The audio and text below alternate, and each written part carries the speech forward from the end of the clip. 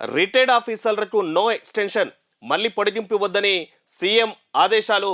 మార్చి తర్వాత దాదాపు 1000 మంది ఇంటికే అన్ని శాఖలకు సిఎస్ సర్క్యులర్ అన్నటువంటిది వార్త. ఇక మనం చూసిండే గత సర్కారు ఉన్నప్పుడు దాదాపు ఓ 1000 మంది పైగా వీళ్ళు రిటైర్డ్ ఆఫీసర్లను వాళ్ళ సంబంధించినటువంటి శాఖల్లోనే కంటిన్యూ చేస్తుండేనంట.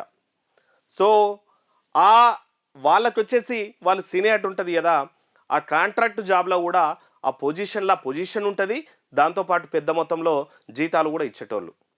ఇక రేవంత్ సర్కార్ వచ్చిన తర్వాత అప్పుడప్పుడు కొన్నిసార్లు అనుమానం కూడా వ్యక్తం చేస్తుంది గవర్నమెంట్. ఏం అనుమానం వ్యక్తం చేస్తుందంటే, ప్రభుత్వానికి సంబంధించినటువంటి కొంచెం ఇన్ఫర్మేషన్ బయటికి లీక్ అవుతుంది, దానివల్లనే ప్రభుత్వానికి అప్రతిష్ట వస్తుంది. ఇక ప్రభుత్వం ఇంటర్నల్ జరిగేటువంటి డిస్కషన్స్ కూడా ఇక బయటికి పోతున్నాయి అన్నటువంటి మాట. అంటే ప్రభుత్వానికి సంబంధించిన ఇన్ఫర్మేషన్ ఎప్పుడు బయటకు పోతుంది? ఆ శాఖలోని పెద్ద స్థాయిలో ఉన్నోళ్ళు, లేకపోతే ఆ మీటింగ్లలో ఉన్నోళ్ళు, లేకపోతే ఆ కుటారిలో ఉన్నటోళ్ళు ఇన్ఫర్మేషన్ బయటికి పంపిస్తేనే. మనం లగచర్ల లాంటి ఘటనలు చూసిండే. ఆ లగచర్ల లాంటి ఘటనలో ఒకానొక సందర్భంలో పోలీసుల మీద కూడా అనుమానాలు వ్యక్తం చేయాల్సిన పరిస్థితులు వచ్చిండే. సో ఇట్లాంటికి సంబంధించినటువంటి కొద్దిమంది రిటైర్డ్ ఆఫీసర్లు దాదాపు 1000 మంది పైగా ఉన్నారంట. 1048 మంది ఆఫీసర్లు ఇక రిటైర్డ్ అయిన వాళ్ళు ఉన్నారంట.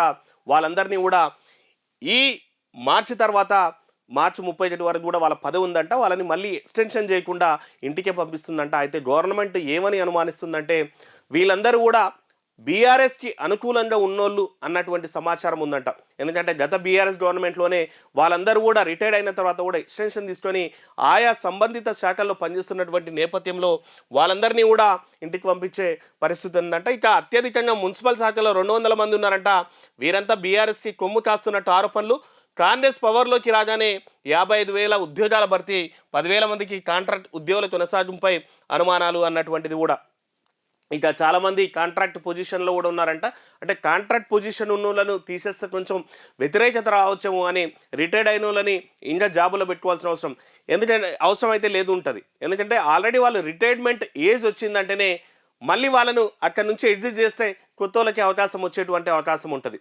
ఆల్రెడీ వాళ్ళ వయసు మీరింది కాబట్టి రిటైర్మెంట్ ఏజ్ అనేటువంటిది ఆ గవర్నమెంట్ ప్రకటించి వాళ్ళని ఉద్యోగం నుంచి పదవి విరమణ చేసింటారు.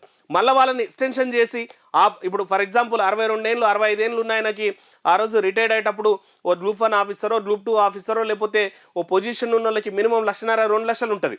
ఆ రిటైర్డ్ వాళ్ళకి 2 లక్షల రూపాయలు ఇచ్చేసి ఆ పదవి విరమణ చెందిన వాళ్ళని అట్లే కంటిన్యూ చేసే కంటే ఆ సాలరీలో దాదాపు 2-3 ఎంప్లాయీస్ ప్రెషర్స్ వచ్చేటువంటి అవకాశాలు కూడా ఉంటాయి. రెండవది, వాళ్ళంతా కూడా గత గవర్నమెంట్లో ఆ ఆఫర్లు తీసుకుంటారు, ఎక్స్టెన్షన్ ఆఫర్లు తీసుకుంటారు కాబట్టి వాళ్ళకి అనుకూలంగా ఉండేటోళ్ళే ఉంటారు అన్నటువంటి గవర్నమెంట్ అనుమానాలు నిజాలు కూడా కొన్ని ఉంటాయి. ఎందుకంటే కొన్నిసార్లు చూస్తున్నాం గవర్నమెంట్ తీసుకున్నటువంటి నిర్ణయాలు బయటకు వచ్చేసి అవి ఎంత రచ్చ అవుతున్నటువంటి పరిస్థితుల్లో వాళ్ళనైతే కంపల్సరీ తీసేయాలి. కానీ ఈ కాంట్రాక్ట్ ఉద్యోగులు కూడా దాదాపు 10,000 మంది ఉన్నారంట. మరి వాళ్ళ ఎక్స్టెన్షన్ అవుతుందా కాదా అనేటువంటిది. ఎందుకంటే ఒకసారి 10,000 మందిని రోజు తీసేస్తే గవర్నమెంట్ మీద కొంచెం వ్యతిరేకత వచ్చేటువంటి అవకాశం కూడా ఉంటుంది. దాంతోపాటు ఈ గవర్నమెంట్ జాబ్ క్యాలెండర్ని ఇస్తూ ఆల్మోస్ట్ ఇప్పటికే 55,000 జాబ్లు కూడా ఫిల్ చేసినాం అన్నటువంటి పరిస్థితుల్లో ఆ ఖాళీలను కూడా భర్తీ చేసుకుంటూ కొత్త వాళ్ళను మళ్ళీ నోటిఫికేషన్స్ ఇవ్వాలి. ఫర్ ఎగ్జాంపుల్ 1000 మంది వివిధ డిపార్ట్మెంట్లలో ఖాళీ అయినా ఇంకో నోటిఫికేషన్లు ఇవ్వాలి, కొత్త వాళ్ళని తీసుకోవాలి.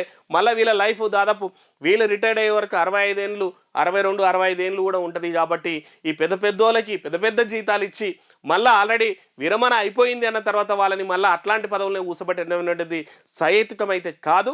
వాళ్ళనైతే ఇంటికైతే పంపిస్తుందంటారు రేవంత్ సర్కార్.